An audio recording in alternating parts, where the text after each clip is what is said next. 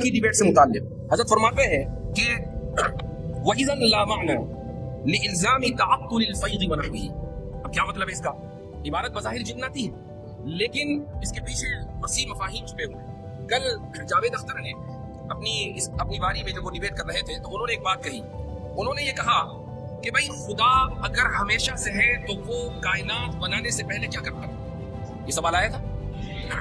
अब इसका जवाब कहीं और नहीं है, खुद अल्लामा कश्मीरी ने इन 3 अल्फाज में दे दिया। इज़न ला माना लिइल्ज़ामी तअत्तुल अलफ़ैज़ व नहविही। क्या मतलब है इसका? इसका मतलब ये है कि अगर ज़माना हमसे है, ज़माना खारिज में हकीकत मुतलक़ा नहीं है, तो फिर ये एतराज़ ही लाजिम नहीं आता कि ज़माने से पहले खुदा क्या कर रहा था, चूंकि ज़माना तो खारिज नहीं।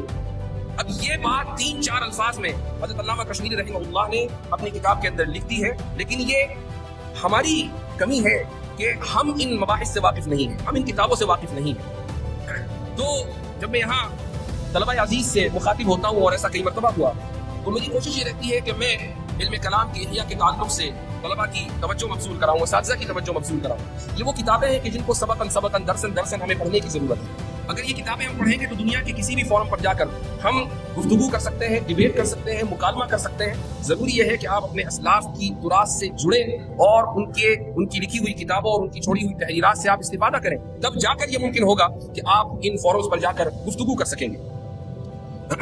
एक और बात कल की डिबेट में आई थी, और वो ये थी कि जब वैसे आमतौर से सवाल जवाब होता है और खुसूसन जब इतना टेंस माहौल हो, आपको इसका अंदाजा नहीं है क्योंकि हम उस कमरे में मौजूद थे जहाँ 200 अफराद थे और माहौल बड़ा टेंस था। अभी मुफ्ती शमाइल साहब अपनी बात कर रहे थे, अब ये था कि भाई अब जावेद अख्तर क्या कहेंगे। वो जावेद अख्तर ने अपनी बात कही, मेरे ज़हन में ये चल रहा था कि मुफ्ती शमाइल कैसे इसका जवाब देंगे, और टेंस माहौल, हर एक आदमी इससे मुतासिर था। अब सवाल जवाब का सेशन शुरू हुआ तो बात जेनोसाइड के ऊपर आ गई। गज़ा में जो हालात चल रहे हैं कि भाई अल्लाह ताला अगर आदिल है और उसकी सिफत आदिल है तो फिर आखिर वो जुल्म को रवा रखे हुए क्यों है, वो मुदाखलत करके उस जुल्म को क्यों नहीं रोक देता। ये बात वहाँ आई और मुफ्ती शमाइल साहब ने जो जवाब दिया वही हकीकी जवाब है। जवाब ये था कि अल्लाह ताला अल हकीम है, वो अल अलीम है, यानी उसकी हिकमत अनलिमिटेड, इन्फिनिट यानी गैर महदूद है, और उसका इल्म गैर महदूद है। अगर आप उसके एक एक फ़िल, जो खुद अफ़आल उसके गैर महदूद है, एक एक फ़िल की हिकमत को जानने का मुतालबा करें तो आप खुद अपने आप को अल अलीम बनाना चाहते हैं, जो मुमकिन नहीं है। जो कि अगर आपके जहन में तमाम की तमाम गैर महदूद हिकमतें आ जाए तो इल्म गैर महदूद हो जाएगा और फिर आप भी अल हकीम होंगे और आप भी अल अलीम होंगे, और ये मुमकिन नहीं है। तो इसलिए अल्लाह ताला की हर हिकमत को जानना मुमकिन नहीं है। तो अल्लाह की कोई ना कोई हिकमत होगी कि बच्चे मरते हैं, औरतों का रेप होता है और नुकसान होता है, ज़लज़ले आते हैं और तूफान आते हैं और तरह तरह की आफात व बलियात व मसाइब आते हैं। ये अल्लाह ताला की इसमें हिकमतें हैं। लेकिन यहाँ पर एक बात का और इजाफा मैं करना चाहूंगा। हज़रत शाह साहब रहमहुल्लाह ने हुज्जतुल्लाहिल बालिगा में शुरू में एक मबहस जिक्र किया है, और ये है हुस्न और कुब्ह का। बिल्कुल शुरू में ये मबहस आता है, उसमें अशाइरा का जो उन्होंने नजरिया पेश किया है वो ये है कि अशाइरा के नजदीक हुस्न और कुब्ह नकली है, अक्ली नहीं है। क्या मतलब? इसका मतलब यह है कि अल्लाह ने जिस काम को हसन करार दिया, जिसका हुक्म दिया वो हसन है, और अल्लाह ने जिस काम से रोका वो कबीह है, और अल्लाह के किसी भी फ़िल में और किसी भी काम में कुब्ह मुमकिन नहीं है।